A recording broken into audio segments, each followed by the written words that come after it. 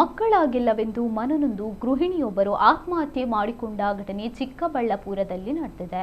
ಮೃತ ಮಹಿಳೆಯನ್ನು 25 ವರ್ಷದ ರುಚಿತಾ ಎಂದು ಗುರುತಿಸಲಾಗಿದೆ. ರುಚಿತಾ ಅವರು 4 ವರ್ಷಗಳ ಹಿಂದೆ ಕೇಶವ ಎಂಬುವವರನ್ನು ವಿವಾಹವಾಗಿದ್ರು.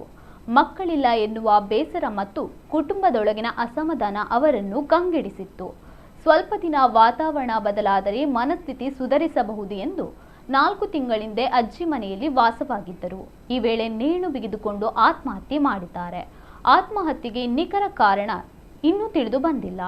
ಘಟನಾ ಸ್ಥಳಕ್ಕೆ ಚಿಕ್ಕಬಳ್ಳಾಪುರ ಗ್ರಾಮಾಂತರ ಠಾಣೆಯ ಪೊಲೀಸರು ಭೇಟಿ ನೀಡಿ ಪ್ರಕರಣ ದಾಖಲಿಸಿ ತನಿಖೆ ನಡೆಸಿದ್ದಾರೆ.